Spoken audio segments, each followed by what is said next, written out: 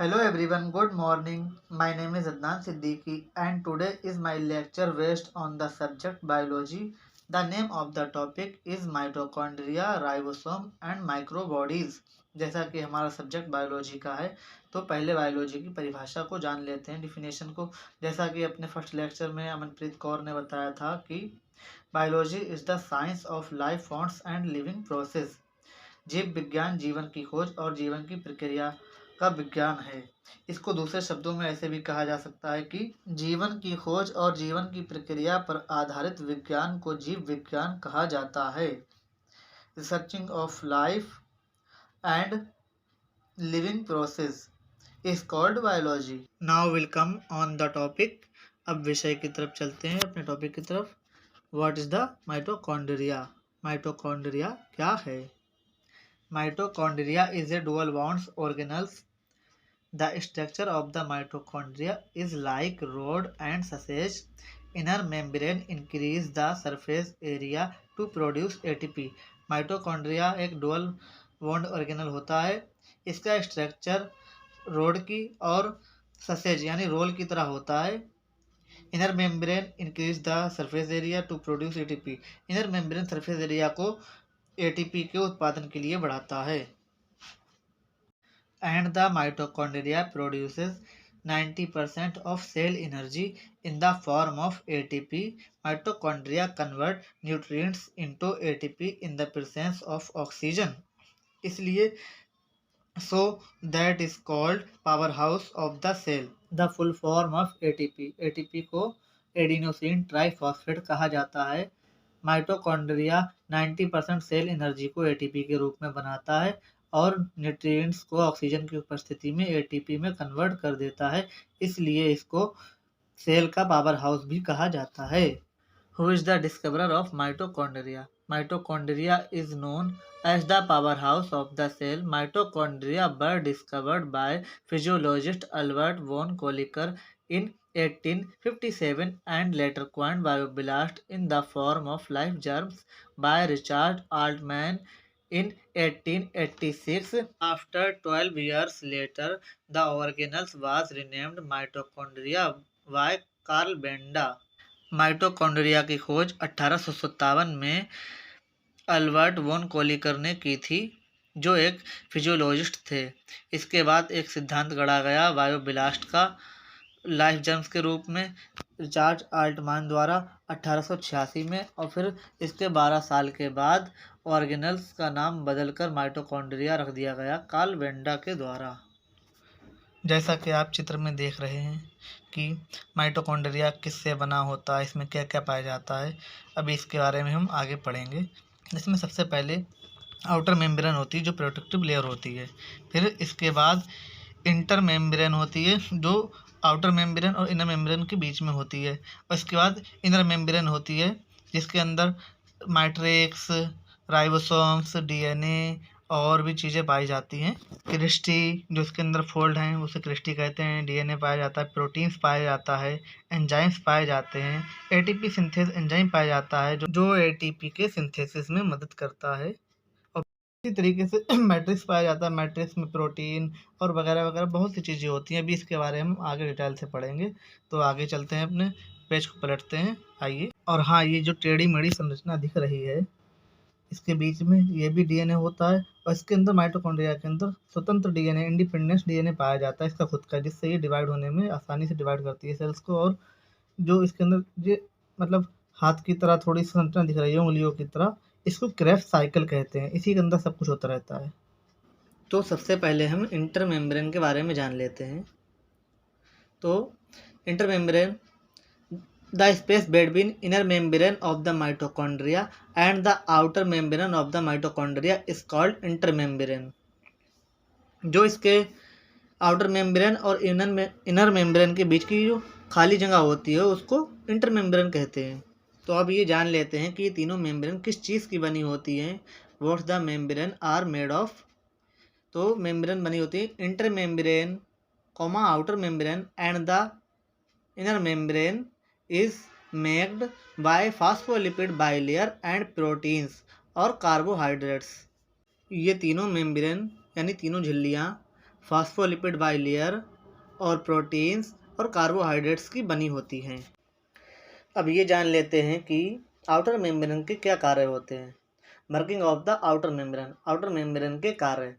Outer membrane encloses entire organelle and freely permeable small molecules. Outer membrane पूरे organelles को घेर लेता है और छोटे मॉलिक्यूल्स को आसानी से अंदर आने देता है, क्योंकि परमिएबल पारगम्य होता है। और the outer membrane transport large molecules through channel of proteins. ये प्रोटीन के चैनल के द्वारा बड़े मॉलिक्यूल्स को ट्रांसपोर्ट करता है। इस सिचुएशन को पोरेंस कहते हैं। That is the situation is called पोरेंस। जैसा कि अभी हमने पढ़ा था कि माइटोकॉन्ड्रिया में माइटोकॉन्ड्रियल डीएनए होता है, ये उसी का स्ट्रक्चर है। तो लेकिन इससे पहले हम लोग मैट्रिक्स और क्रिस्टी के बारे में पढ़ देते हैं कि मैट्रिक्स और क्रिस्टी क्या होता है। फिर इसके बारे में हम माइटोकॉन्ड्रियल डीएनए के बारे में पढ़ते हैं। फिर इसके बाद एटीपी सिंथेसिस एंजाइम और एंजाइम्स के बारे में पढ़ेंगे। क्रेब्स साइकिल पढ़ेंगे। प्रोडक्शन ऑफ एटीपी पढ़ते हैं। फिर इसके बाद प्रॉपर्टीज ऑफ माइटोकॉन्ड्रिया भी पढ़ेंगे। चलते हैं टॉपिक की तरफ। Matrix. The fluid is present in the inner membrane is called matrix. Many granules and ribosomes are present in the matrix fluid.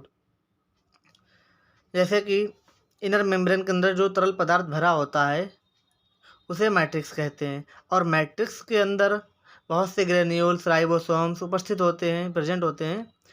अब cristae inner membrane infolds forming compartments is called cristae. Inner membrane compartment के रूप में, डिब्बों के रूप में मुड़ा हुआ होता है, इसे क्रिस्टी कहते हैं। इसे दूसरे शब्दों में ऐसे कहेंगे कि the folds of mitochondria is called cristae. जो माइटोकॉन्ड्रिया के घुमावदार हिस्से को या उसके फोल्ड्स को क्रिस्टी कहते हैं। Mitochondrial DNA.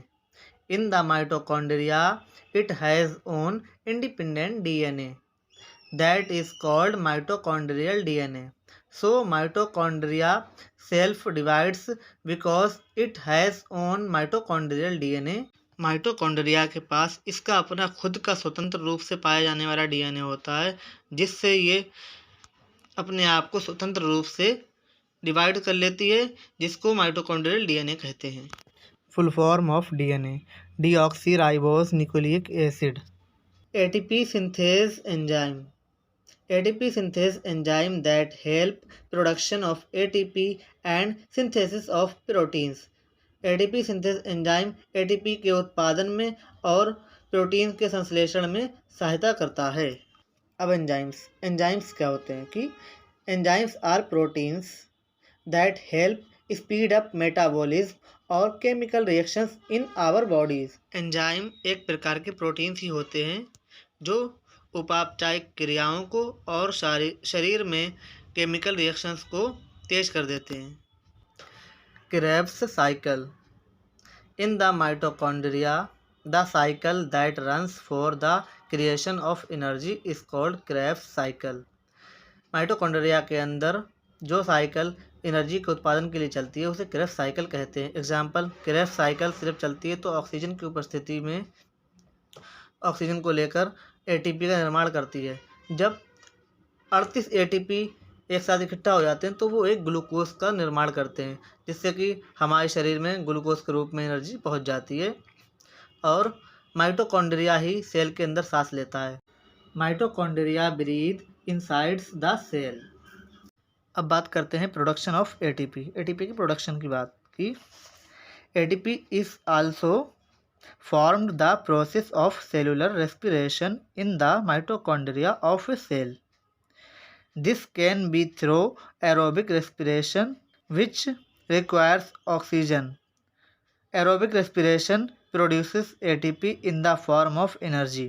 Aerobic respiration produces ATP from glucose or oxygen, along with carbohydrates and water. Properties of mitochondria. Mitochondria produce energy in the form of ATP in the presence of oxygen. That is the situation is called aerobic respiration. Our mitochondria helps to kill old and harmful cell by the cytochrome C. Our mitochondria is storing the calcium. When it is very cold and the body starts trembling, then our mitochondria generate heat. हमारा mitochondria oxygen की उपस्थिति में ऊर्जा का उत्पादन ATP के रूप में करता है और माइटोकॉन्ड्रिया पुरानी और हार्मफुल कोशिकाओं को साइटोक्रोम सी की मदद से ख़त्म कर देता है। हमारा माइटोकॉन्ड्रिया कैल्शियम को एकत्र करता है जो ब्लड क्लोटिंग में, फर्टिलाइजेशन में, सेल्स एंड मसल्स कंस्ट्रक्शंस में मदद करता है। जब बहुत सर्दी पड़ती है और हमारा शरीर कांपने लगता है तब हमारा माइटोकॉन्ड्रिया ऊष्मा को जनरेट करता है, बनाता है शरीर में, जिससे कि हमें ठंड कम लगती है। अब बात करते हैं प्रोटीन्स की। Proteins, A protein molecules is very large compared with molecules of sugar or salt and consist of many amino acids joined together to form a long chains much as beads are arranged on a string। Inverted comma में लिखा है थोड़ा सा कि there are about 20 different amino acid that occur naturally in proteins. एक protein अणु बड़ा होता है नमक के अणु से, साल्ट के अणु से। इसमें बहुत सारे अमीनो एसिड ज्वाइन होते हैं एक तार के रूप में, स्ट्रिंग के रूप में, डोर के रूप में, जैसे कि तार पर मक्खियाँ बैठी होती हैं उस रूप में। और there are 20 different amino acid. हाँ, इसमें 20 अलग प्रकार के अमीनो एसिड प्राकृतिक रूप से पाए जाते हैं। What is the permeable membrane? A permeable surface allows materials like liquid to pass through either in or out inside of the body. The walls of the cell are permeable membrane that allows fluids and nutrients to get in and nourish the cell. That is the called permeable membrane. जो permeable membrane की सतह होती है वो material जैसे कि liquid type जो material होते हैं उनको अंदर आने देती है बॉडी के और बाहर जाने देती है, और जो इसकी दीवारें होती हैं परमिएबल मेम्ब्रेन की वो भी फ्लूइड टाइप और न्यूट्रिएंट्स को ही अंदर लेती हैं, जिससे कि सेल का पोषण होता है, जिसे परमिएबल मेम्ब्रेन कहते हैं। What is the semi permeable membrane? Semi permeable membrane is like type of biological and synthetic polymeric membrane that will allow certain molecules or ions to pass through it by osmosis। जो permeable membrane है वो liquid type चीज़ों को अंदर लेती है और nutrients को अंदर लेती है, जिससे कि सेल का पोषण होता है। और जो अर्धपारगम्य में झिल्ली है ये कुछ निश्चित ही मॉलिक्यूल्स को जो छोटे छोटे होते हैं और आयंस को बाहर ले छोड़ती है या अंदर लेती है। ये सिर्फ एक ही काम करती है, ये दोनों काम नहीं करती, या तो अंदर लेने का काम करेगी या बाहर छोड़ने का काम करेगी। अब चलते हैं राइबोसोम की तरफ। Ribosomes, A ribosome is an intercellular structure made of both RNA और प्रोटीन। तो जो राइबोसोम होता है वो दोनों चीज़ों का बना होता है, ये प्रोटीन्स का भी और आरएनए का भी बना होता है। It is the site of the protein synthesis in the cell. The ribosomes reads the messenger RNA sequence and translate that genetic code into a specified string of amino acid, which grow into long chain that folds to form proteins. Many granules and ribosomes are present in the matrix fluid. The function of the ribosome. Ribosome have two main function. Number 1 decoding of the message, number 2 formation of peptide bonds.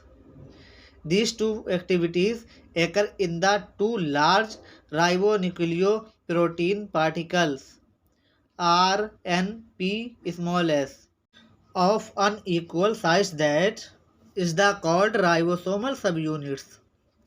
One of the particles located outside of a cell that helps build proteins it is called ribosome. Ribosome के दो main function होते हैं। Number एक, decoding of the message, message को decode करना, and formation of peptide bonds, peptide bonds का निर्माण करना। All the cells need ribosome to make proteins necessary for life. सभी सेल्स को राइबोसोम की आवश्यकता होती है प्रोटीन बनाने के लिए और अपने जीवन को बचाने के लिए। Can a cell survive without ribosome? क्या एक सेल राइबोसोम के बिना जीवित रह सकती है? Without ribosome to produce protein, cells simply would not able to function properly. They would not able to repair cellular damage, create hormones, maintain structure, proceed with cell division, or pass on genetic information via reproduction. Ribosome के बिना cell सही से protein का निर्माण नहीं कर पाती है, ना ही सही से कार्य कर पाती है, और ना ही वो रिपेयर कर पाती है सेलुलर डैमेज को, ना क्रिएट हार्मोन कर पाती है, मेंटेन स्ट्रक्चर भी नहीं होता उससे फिर, और सेल्स डिवीजन भी आसानी से नहीं कर पाती है, और जेनेटिक लक्षणों को भी एक दूसरे में ट्रांसफ़र करने में असक्षम रहती है। How many ribosomes in a cell? एक सेल में कितने राइबोसोम होते हैं? ए मैमेलियन सेल में 10 मिलियन राइबोसोम्स। एक स्तनधारी की सेल में लगभग 10 मिलियन राइबोसोम्स होते हैं। And it can devote up to 70% of its energy to constructing them from RNA and 80% different type of proteins. और इसमें 80% भिन्न भिन्न प्रकार के प्रोटीन्स भी पाए जाते हैं। Who is the discoverer of ribosome? Ribosome का खोजकर्ता कौन है? The discoverer of ribosome is George Emil पैलाडे।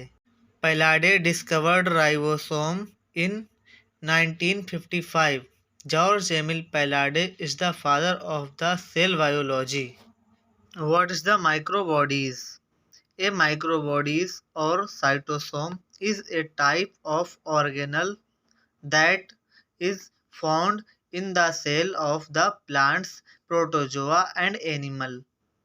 In the family of microbodies include peroxisomes, glyoxysomes, glycosomes and hydrogenosomes. Microbodies are especially prevalent in the liver and kidney. What are the type of microbodies? Peroxisomes and glyoxysomes are the two major type of the microbodies found in the plant cells. Structure of the microbodies. The first layer of microbodies is plasma layer या plasma membrane, and the second layer of microbodies is lipid layer, and the third layer of microbodies is crystalline core. जैसा कि हम लोग चित्र में देख सकते हैं कि जो इसमें पिंक लेयर है वो प्लाज्मा लेयर है ऊपर की, और उसके नीचे ग्रीन लेयर है एक छोटी सी पतली सी, उसे लिपिड लेयर कहते हैं, और जो बीच में गोल सर्किल है उसे क्रिस्टलाइन कोर कहते हैं। सबसे आखिर में अब पढ़ते हैं माइक्रोबॉडीज के फंक्शन, कार्य कि microbodies take part in various biochemical reactions in the cell. Microbodies हिस्सा लेती है बायोकेमिकल रिएक्शंस में सेल के अंदर, इसकी जैविक क्रियाओं में। And the enzyme present in microbodies facilitate various essential reactions, example as breakdown of fat, amino acids, alcohol etc. They are involved in the photorespiration in the plants. Detoxification of peroxides occur in the microbodies, a respiration process in the many higher plants by which they take up oxygen in the light and give out some carbon dioxide. That is, the situation is called photorespiration. फोटोरेस्पिरेशन plants में पाया जाता है। Microbodies सूक्ष्म शरीर कोशिकाओं में तमाम जैविक रासायनिक प्रतिक्रियाओं में भाग लेते हैं और जो एंजाइम माइक्रोबॉडीज में प्रेजेंट होते हैं वो प्रतिक्रियाओं में यानी रिएक्शंस में सुविधा प्रदान करते हैं, जैसे कि एमिनो एसिड फैट्स को और अल्कोहल को टूटने में मदद करते हैं। They are involve in the photo respiration of plants. जो प्लांट्स का श्वसन की क्रिया होती है प्लांट्स में, उसे फोटो रेस्पिरेशन कहते हैं और ये उसमें भी भाग लेते हैं, हिस्सा लेते हैं। फोटो रेस्पिरेशन सूर्य की प्रकाश की उपस्थिति में होता है, जिसमें पौधे ऑक्सीजन को छोड़ते हैं और कार्बन डाइऑक्साइड को अपने अंदर लेते हैं। ये प्रक्रिया रात में मध्यम हो जाती है। पेरोक्साइड का विसरण माइक्रोबॉडीज में होता है।